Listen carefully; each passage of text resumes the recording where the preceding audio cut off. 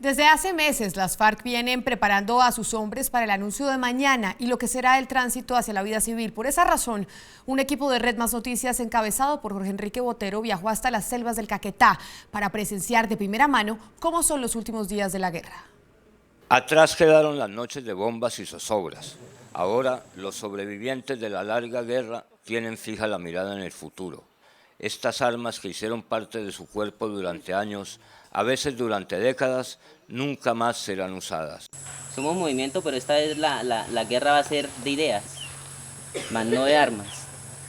Ya basta de tanta sangre que se ha derramado aquí. El aula es por estos días el epicentro de la vida guerrillera, el punto de encuentro de mujeres y hombres, el lugar para hablar de las dudas y de los temores, también de los encuentros aplazados durante años. Lo más importante es la alegría de volver a caminar en donde nacimos, en donde nos criamos y de donde nos vinimos para la guerrilla. Al frente de estas tropas que ya no disparan está Byron Yepes, que espera con curiosidad la llegada de la paz y lo que viene para su vida después de la firma de los acuerdos. Mucha esperanza, mucho optimismo, para que por fin logremos a través de la política concretar nuestro proyecto. Aquí ya trabajan en modo paz. Yolanda es cartógrafa empírica y conoce estos territorios como nadie. Los mapas que sirvieron para hacer las batallas ahora sirven para la paz cercana. Nos va a servir para definir lo de las fronteras agrícolas. Eso nos va a servir para eso. De igual forma nos va a servir para saber cuánta gente tenemos que está pasada de esas fronteras y que hay que reubicarlas y darles una tierra productiva. Desde la tregua unilateral decretada por las FARC y el cese de los bombardeos ordenado por el gobierno, la guerrilla del Yarí se mueve sobre ruedas. Leonardo, mecánico y chofer, ha pasado en la guerrilla 14 de sus 30 años. Lo que es de mecánica y lo que se trata de aparatos, lo único que me falta es el avión y el helicóptero para aprender. Durante 6 horas al día, toda la semana, se hacen ecografías con equipos de última tecnología. Para el trabajo de medicina, el ecógrafo es la herramienta predilecta para el médico. Experta en comunicaciones, esta mujer transmitió noticias en medio de la tormenta de bombas que acabó con la vida del mono Jojoy. En los últimos 9 años, su vida han sido el fusil y un radio. Hoy, Emilce tiene el futuro entre ceja y ceja. Mi sueño sería pues seguir preparándome y terminar mi bachiller y de entrar a la universidad y prepararme en derechos. Desde hace muy poco tiempo comenzó a rondar por la mente de los guerrilleros la pregunta de qué pasará con sus vidas cuando termine la guerra.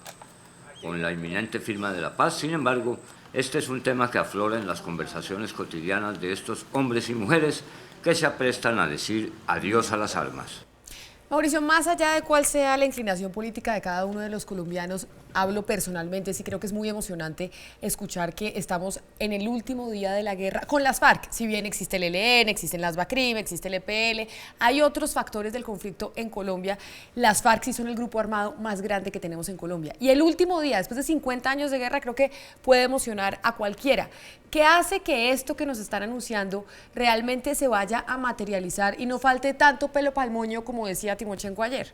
Pues Camila, hay varias circunstancias. Usted bien dice, el anuncio del final de un conflicto de medio siglo es un anuncio que a todo el mundo debe alegrar.